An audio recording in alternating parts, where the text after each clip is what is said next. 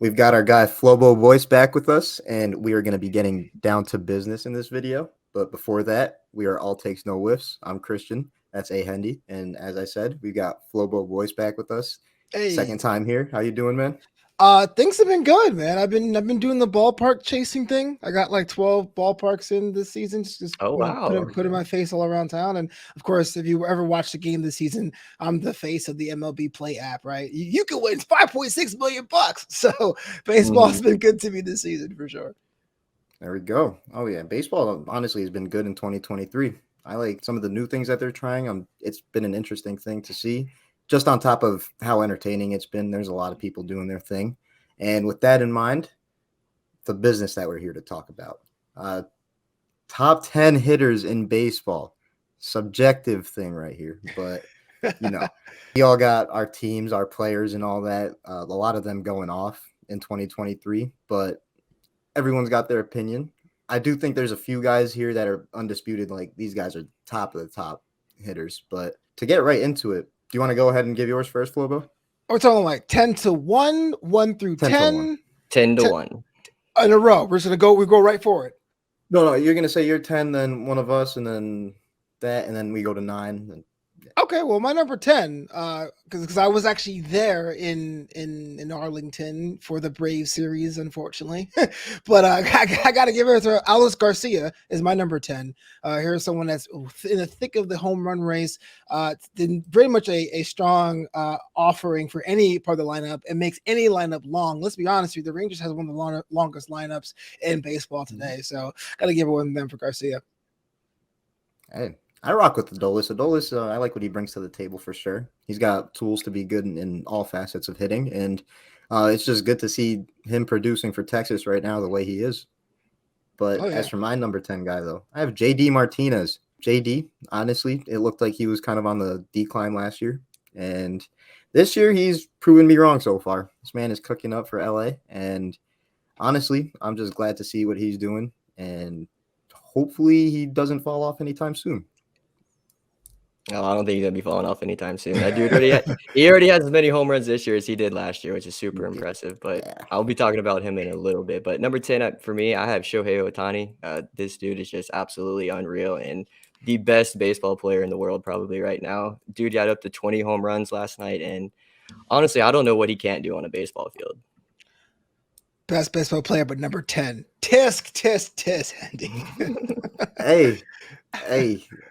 I see the vision. The thing is with Ohtani though, I feel like this season so far, his hitting has been clear cut better than his pitching. I don't know if that's a hot take or not. But no, not at all. Not at all. Yeah. But where does he go is the question, right? That is true. Well, if they stay in contention, maybe he'll just stay there. If they stay in contention.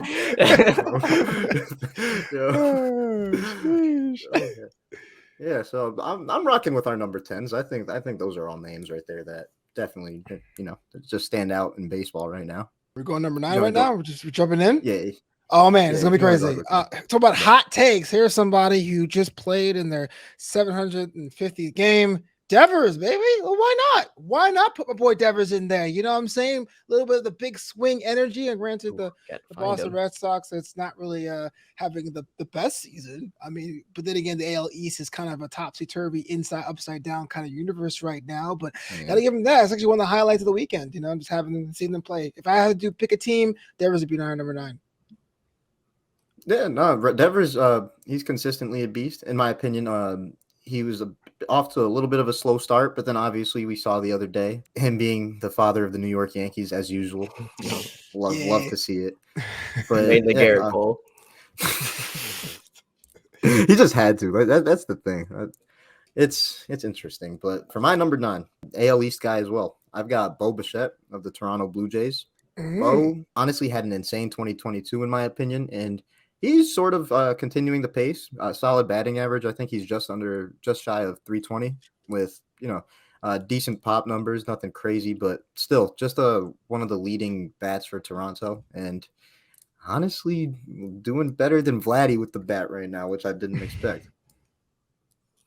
Yeah, I love both of those picks, honestly, for number 9. For me, I have Marcus Semien, shortstop or second baseman for the Texas Rangers. Dude just had a 25-game hit streak, has had an insane start to the season compared to last year, which I'm just super happy for. So this dude is making a lot of hard contact this year and is one of the best leadoff hitters in all of baseball. Whew. Well, I'm not going to do any kind of spoilers, but there are many people on my list that have already been mentioned, and we're only through two positions here. That's what's up. I guess we're going right into it with number 8, and we're talking about tough outs. Nick Castellanos is my pick over there. You know, I don't like giving credit to NL East teams that aren't the Mets, so it pays me to say it. But since in my universe the Braves don't exist, I gotta give it to Nick Castellanos for number 8. It's the Braves and then everybody else in the NL East. I'm sorry. I don't. This is fake news. This is fake news. No, I was just messing. No, Castellanos is a solid pick. I'm glad to see that he's doing his thing this year again, because similar to JD, I thought he was kind of on the decline last year, but he's proven otherwise, at least for now. So I'm glad to see that. But for my number 8 guy, I've actually got someone who Alex mentioned earlier. Got Shohei Ohtani at number 8. It's just he's been going insane with the bat this year, in my opinion. Average looking like the best it's been in his career so far at 291. He already has 20 home runs. Best bat in the Angels lineup right now. Yeah, Shohei Ohtani definitely number 8. I could see him creeping up higher maybe. If he keeps this pace going, a pitcher is about to have 40 home runs again in the season. And that's pretty insane to me. Oh, he's definitely pushing it. He's definitely pushing it, though. It's not disrespect. Yeah, I mean, I just say you guys have it so low. You have Ohtani so low on this list. I know. My blood is curdling, man. Like, what? No, when you fuse together his pitching and batting, he shoots up. Like, he's number 1 without a doubt. But that's very true.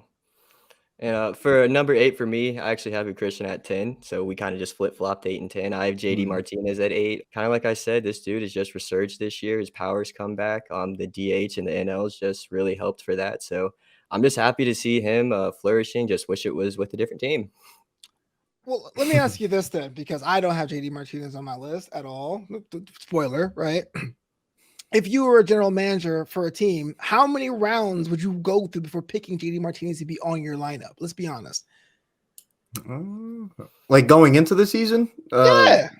Okay. Yeah, no, like with last season in mind, definitely wouldn't have been somebody I would consider at the top. But like, if knowing what he's capable of, he probably wouldn't. He probably would be picked pretty quick. Whew, couldn't say that. Yeah, I would have to say that as well. Like, he's probably going to be a sleeper pick in that situation. Fair enough. I'm just stirring the pot. I love it.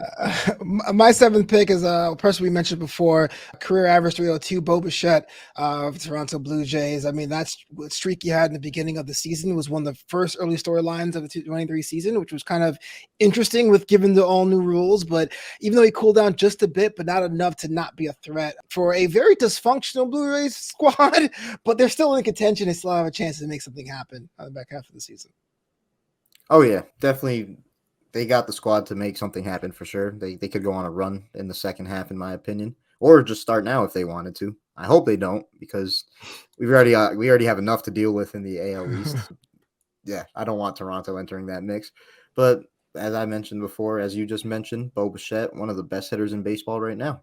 But for my number 7, I actually have Yordan Alvarez. Unfortunately, 2 days ago was put on the IL, excuse me. I'm just terminology from when I was a kid, I guess, guys. We're past that. But yeah, Yordan has been going crazy this year. As usual, OPS in the 900s. I know his batting average isn't the highest, but when you provide that much power, it's not low at all. So I think Yordan's just going to continue to cook like he is. Yeah, MVP conversation. That's what I'm expecting at some point this year. Wow. That might be the best left-handed hitter in all of baseball right now. And honestly, I left him off my list because he was just put on the IL too, but I do have someone else on the IL on this. So I don't know why I didn't put him back on there. But for number 7 for me, I have Yandy Diaz, third baseman for the Tampa Bay Rays. Now, Yandy Diaz has done exactly what I wanted him to do this year. Add more power and keep that on-base percentage up. And he is done it and done it even better than I thought he could. So not really too much more to say about Yandy other than that power has finally gotten there. Can we talk about surprises? Thinking the Rays would be on top of the division so early. I thought it'd be the Blue Jays, to be honest with you, but the Rays said, "You know what? We're going to have ourselves a party so far." I was expecting them to be in the mix, I guess, but not running the mix, not at all.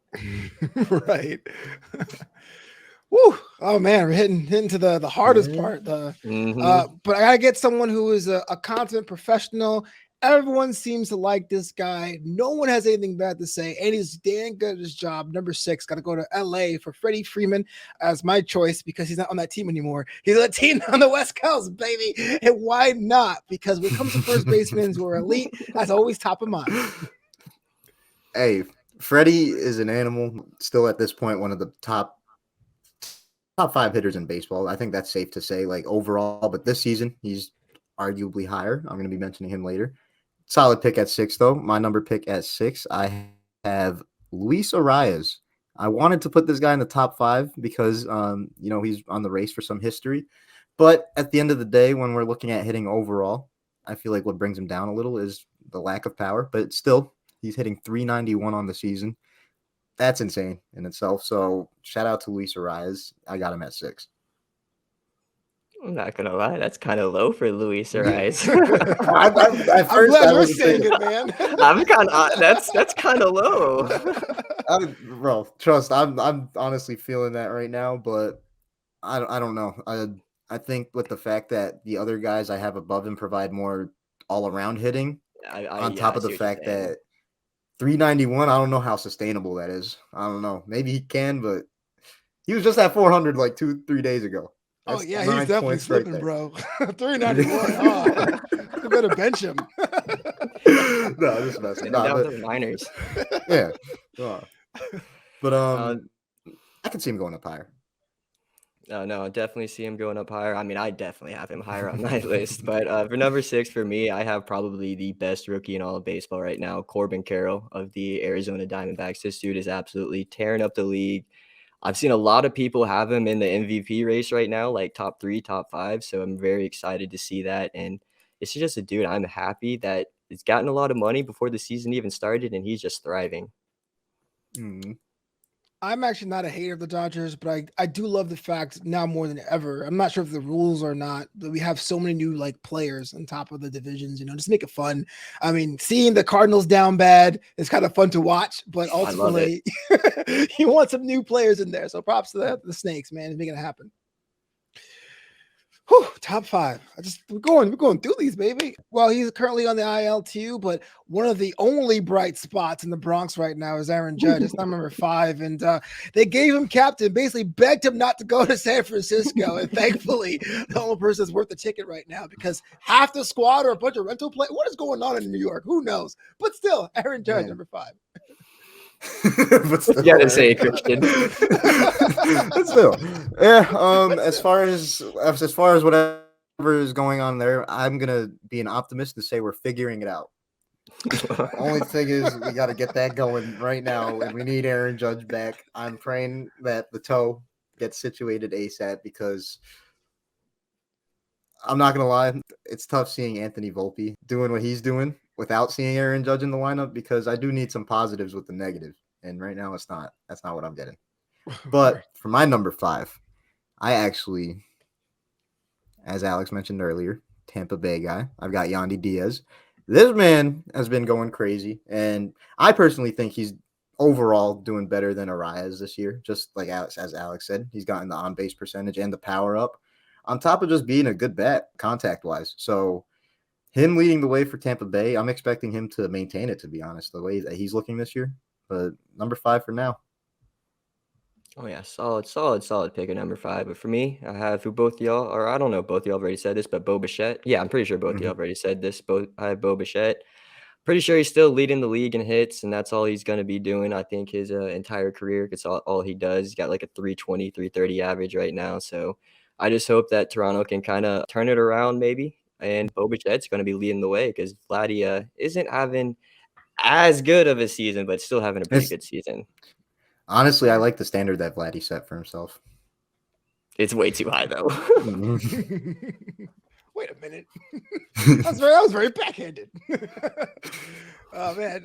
Number 4, and I'm trying to be as unbiased as possible, but Polar Pete, baby, number 20. Someone would say possibly future captain of the New York Mets, even though I'm a Lindor guy. You got to give it up for Polar Pete, man. Was on top of the charts when it came to the home run race before his injury put him on the IL. But I think he's almost like David Wright in a time that even when the team is terrible, everyone hits up Polar Pete to be almost a leader in the locker room and on the media tour as well. So Polar Pete, number 4. Oof. That's no, not. I don't think it's a bad take. I don't agree with it because. Wait, where's Ohtani on your list again? 10? I got like 8. No, that's on mine. That's on mine. Oh, okay. No, it's just Pete. Pete definitely brings the pop, but I just feel like it's more so this year than any other year. He's looking like a 3 outcome kind of guy, and not that there's anything wrong with that. They provide value to the game. I'm just personally not a fan of that style of hitting. I mean, fair enough. I mean, I understand it as a flavor of that, but you talk about a team that either plays small ball or doesn't get on base at all. Having someone that has a power bat does stick out more. You look at Alvarez now, the catcher it's not necessarily he's like super elite, but the catcher position in that team has been so bad for like the past 5 years. It's like a breath of fresh air. So maybe it's because of the backdrop of being in Queens. Definitely makes sense. We definitely have our opinions on Pete Alonso. Yeah, no, I mean, at the end of the day, he's a dog. He competitor. That's what I got to give him the most credit for. Sometimes, he be doing some funny things, but he's a competitor. Even if it's in the home run derby, he's going all out. Yeah. Sometimes a little too all out. The perfect shade of corny, man. Moms love that. Yeah, honestly, that is needed in sports, though. So, yeah, Pete, I respect Pete for sure. For my number 4, though, Alex, I mentioned him at 5. I have Corbin Carroll of the Diamondbacks. MVP caliber player as a rookie right now, which is insane. I'm pretty sure his average is 313 right now. And he's got, I think 13 or 14 home runs. The pace that he's on, plus 300 average for the season, maybe 30 plus home runs as a rookie while playing elite defense. I know defense isn't a factor in this list, but just in general as a player, he's going to be here for years. And with the bat already as a rookie, I'm sold on Corbin Carroll. I'm on that bandwagon. Wow. Yeah. I don't disagree with you guys, but my heart's been broken on so many rookies that looked good and didn't have that sophomore or third year slump. But hey, you know what? If you feel it, then go for it. Well, I mean, it's kind of like Michael Harris right now, but he's kind of catching his stride again. I know it's a Brave, but it's pretty much the same situation. Absolutely. That's a perfect example because this year I was like, oh no, Michael Harris, what are you doing? You signed the contract and then he got good, of course, playing the Mets, but whatever. That's besides the point. The perfect team to catch your stride on. No, but for me, for number 4, I have Aaron Judge. He's on the IL, but we don't know when he's going to be back. I mean, honestly, Aaron Judge has probably been the best hitter probably for the past 2 seasons. It's just that right now, and being on the IL, he just drops a little few spots. So, I mean, I don't really have too much more to talk about Aaron Judge. Y'all pretty much already said it all earlier. Like it. Well, number 3, someone that was so rudely disrespected, Shohei Ohtani is my pick for number 3. And let's be real, man. As long as Shohei's playing, he's always going to be in contention for the MVP, right? Maybe even Cy Young too. Why not? If he gets the pitching side of it too, and that's a lot about being so good and for so long. 5 years in the major leagues in the U.S. plus a Japanese career. It's not that often you find someone on that level for that long, and that alone puts in top 3 for me. Yeah, honestly, he's been at it for a decent bit now, and yeah, I would say it's been more than enough time to say that this guy has solidified himself as one of the greatest baseball players ever. I don't think that's out of pocket to say by any means. But for my number 3, I've got my guy, Aaron Judge. I honestly would have him at number 1, but he's missed too much time this season, straight up. He's on the IL right now with this toe issue. He was on the IL not too long ago, and that was before his hot streak in May. But the May that he had, that was just insane. What's crazy is, he's missed this much time, and he's got 18 home runs. Yeah. Don't sleep on my guy Judge for another 60 home run season, maybe. If he could get back soon. I'm praying this toe doesn't keep him out for any longer than, say, like another week, hopefully. Yeah. Oh yeah, honestly, there's a couple guys who could possibly reach 60. I mean, Pete, if he can get back in time, he was definitely on pace to get there at some point. And then Mm, Max Muncy was on pace at one point. I mean, Matt Olson, he's at 18 right now, so never really Shohei. know. Yes, Shohei's at 8 Mhm. or 20 now. I mean, a bunch of these Yeah. guys could get to 60. But for number 3 for me, I have Freddie Freeman, first baseman of the Los Angeles Dodgers. Gotta put him up there, even though he's not on my Braves anymore. You gotta respect everything he does. It's Yeah. just one of the best, purest hitters in all of baseball, and he does everything, hits it the other way, can pull it. I mean, he just does what he needs to do when he's at the plate in that situation. He's just a very, very selfless hitter. I gotta be honest with you. Here's somebody that left Atlanta to go to LA, and he still gets standing ovations in Truist every time he shows up. Like, Mhm. who hates Freddie Freeman? Let me know. You can't. You just can't. You can't. No, you really can't. From his attitude that he brings onto the field to when it comes to strictly hitting, his ability, you can't hate Freddie Freeman. He's an all-time great, to be honest. Wow. High praise. I actually agree with you. I'm just trying to do hot takes. Wow, really? No.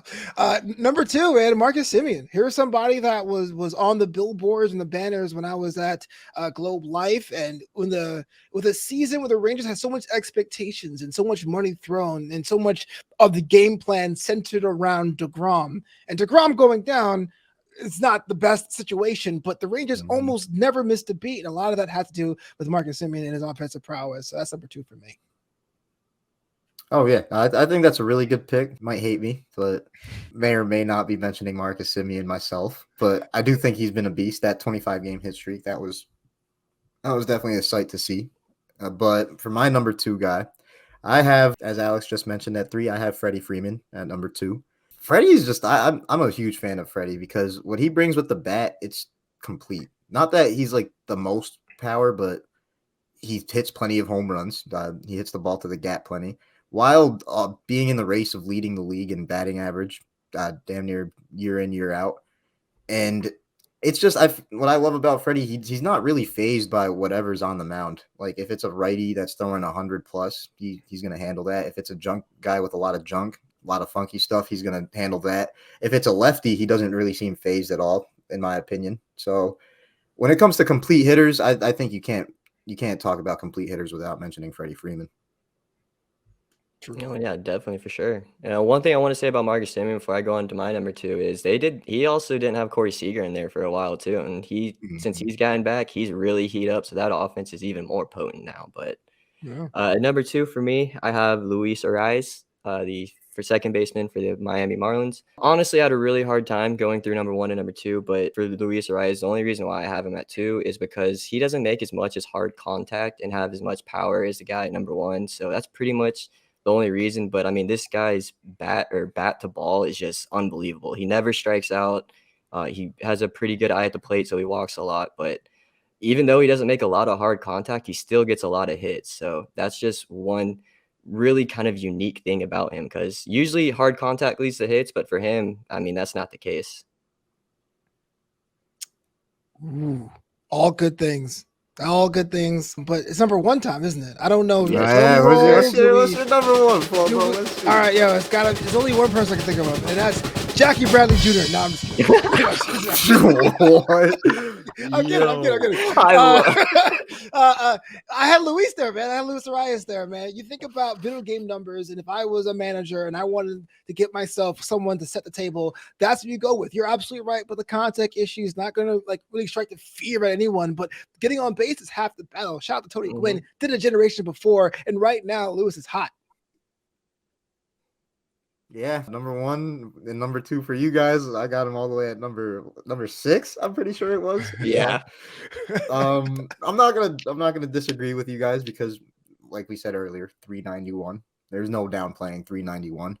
But a big factor for me was, as Alex mentioned, the hard contact thing. I think that's a huge aspect in hitting. And for my number 1 guy, that's what played the key difference, honestly, in having him at number 1.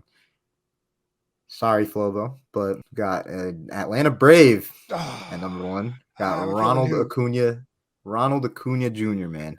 He has been, and the thing is with Acuna, he's been doing it from right out the gate. Even at times when it looks like he's slowing down a little, he's really just maintaining. And then he has his hot streaks where he's hitting balls 470 feet as a leadoff hitter. And this is the year, to be honest. We've been talking about Acuna as a top player, to be honest, and he's really looking like the best position player, in baseball right now, maybe.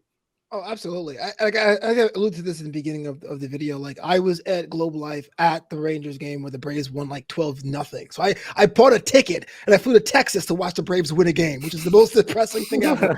but you can't knock Acuna. I mean, I won't give him props to his face, but the result speaks for himself. So that's a good pick at number one. Can't lie.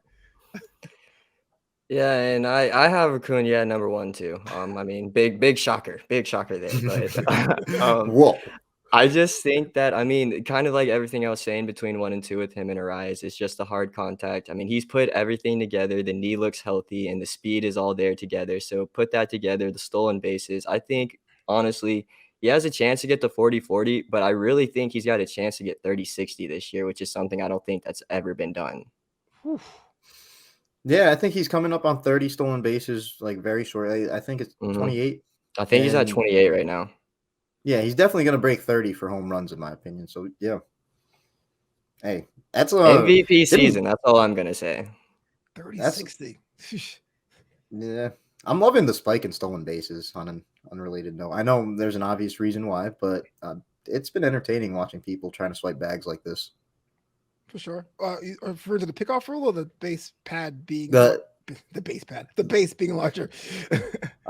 Base being larger, and then the pickoff rule where it's just kind of I'm for the new changes, except for the Ghost Runner. I hate the Ghost Runner. I'm still not a fan of the Ghost Runner. Like, it's fun when you're playing pickup ball and you don't have enough friends to actually be standing at second, so you got to do what you got to do. But like, no, not in Major League Baseball, in my opinion. Mm-hmm. And then it's like the thing, they still have the rule that it's not a thing during the postseason, right? I know it wasn't a thing last year, but I don't know about this year. Yeah, I'm not sure either. If it's not a thing this postseason as well, still, I think just scrap it altogether. Then, like, if it's not going to be where it matters, like where baseball, like the games matter the most, then just don't include it. Mm-hmm. That makes a lot of sense. Yeah, but yeah, this is our top 10. After everybody seeing each other's top 10s, how do we feel about it? Well, there's not a Brave on his, so I don't like his at all. The Braves don't exist. I mean, Freddie Freeman was there. The Braves just don't exist. That's a former. They don't exist. Yeah, I'm pretty sure that that you guys are way more like meticulous with you. I'm more of a heart manager, and that would be the case. So I love the fact you're backing things up with stats. Your lists are pretty solid. Yes, Acuna is good. All right, I'll say it on footage. I'll say it on camera. But yeah, a lot of surprises here, except for the positioning, I guess, and the actual who was chosen. Yeah, about you, honestly, Arias, man. I want to see him maintain and hit 400 for the season. Nobody's done it since Ted Williams, so I'd love to see history like that. I just don't know. And while I do see him maintaining, probably getting the batting title for the season, I'm gonna need more pop before I consider him a better overall hitter than say Aaron Judge, and honestly what Corbin Carroll is doing this year. I think what he's doing this year, good mix of contact, power, and speed. I just kind of have to value that over the contact in general. Wow. Just will it dong. I guess that's what you want to do. Before we head out of here, though, I do have a question for y'all. Who is somebody that's not on your list right now that you expect or are hoping to see them crawl up into this top 10 at some point this season? Well, I had a couple of honorable mentions just be on that rookie side of it.